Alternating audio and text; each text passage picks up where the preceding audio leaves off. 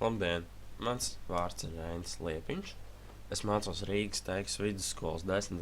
A klasē, un šajā prezentācijā es jūs iepazīstināšu ar manu skolu Rīgas Teikas vidusskolu. Un tātad neliels ieskats tajā, par ko es jums stāstīšu. Tātad nedaudz pastāstīšu par skolas vēsturi, skolas aktivitātēm un tās pulciņiem, izglītības programmām un citām lietām, kas saistītas ar šo skolu. Tātad par skolas vēsturi. Rīgas Teikas vidusskola kopš 1953. gada līdz 1998. gadam kā Rīgas 36. vidusskola. Tā tika atklāta 1953. gada 1. septembrī 9:00. Svinībās piedalījās arī toreizējais ministru padomes priekšsēdētājs Vils Lācis, kurš uzrunāja klātesošos, pārgrieza lentu un skolas atslēgas nodeva jaunajai direktorei Ligitai Deičai. Tikai gadu pēc skolas atklāšanas tai mainījās saimnieks. Ligitas Deičas vietā par direktoru kļuva Ivars Pauns, kas tā laika pedagogiem un skolēniem bija skolas vadītāja ideāls. Viņa popularitāte gadu gaitā nemazinājās. Pēc 8 darbīgiem gadiem Ivaru Paunu uzaicināja strādāt iekšlietu ministrijā, un viņa vietā stājās Austra Bērziņa. Tad par direktoru sāka strādāt Jānis Konovalovs, vēlāk Rīts. Viņu nomaina Indra Vīksne, bet 1970. gadā skola atkal ar jaunu direktoru gaidās. Šoreiz pedagoģu kolektīvs lūdz atgriezties skolā ļoti iecienīto direktoru Jānu Rītu. Vēlāk par direktoru kļūst Edvīns Šilovs, kurš nāk no paša pedagoģu vidus, jaunu ideju un jaunu ceļu meklētājs un aizsācējs. Kopš 1997. gada skolas direktori ir Ilona Bergmane. 90. gadu otrajā pusē auga pieprasījums pēc skolas paplašināšanas. Jo skola bija pieprasīta, uz vairākām klasēm veidojās konkurss. Skola regulāri uzņēma 3 pirmās klases, un skolas telpas bija celtas kā kara hospitāļu vajadzībām, kas pēc tam piemērotas skolai. Sen bija vajadzība pēc normālas sporta zāles, un ar to arī viss sākās.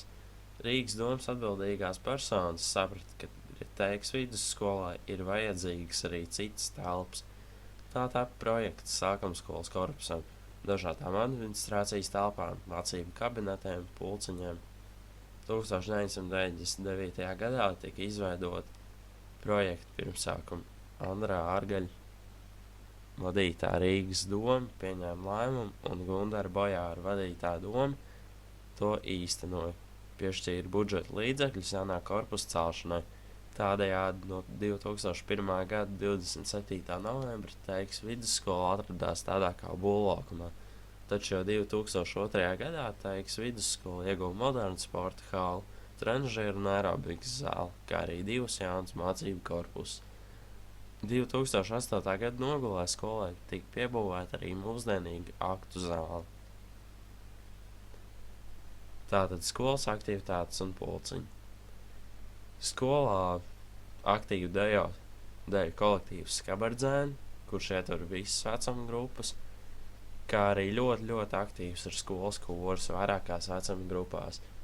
Tās parasti iedalās kā pamatskolas kors un vidusskolas kors. Ļoti liels uzsvars tiek likts vidusskolas koru. Tā pieejams ir arī tekstilmākslas pulciņš, keramika 1. līdz 4. klases skolniekiem, restaurācijas mājaturības un tehnoloģijas pulciņš, un kā arī citi ļoti daudz pulciņu. Izglītības programmas 2012. un 2013. gada mācību gadā tiek realizētas 2 izglītības programmas – pamatizglītības programma, vispārējās vidējās izglītības vispār izglītojošā virziena programma. No 2013. gada 8. janvāra licencēta arī vispārējās vidējās izglītības profesionāli orientētā virziena programma, kuru realizēs 2013. un 2014. mācību gadā. Un skolēnu skaita dinamikā varam novērot to, ka skolā vislielākais Skolēnu skaits ir bijis 2011. gadā, respektīvi 1115 skolēni. Un skola atrodas Aizkraukles ielā 14. Tā ir arī pieejama ieeja no Tālvalžu ielas, un tā ir viegli piekļūt no visām pusēm. Tātad, paldies par uzmanību!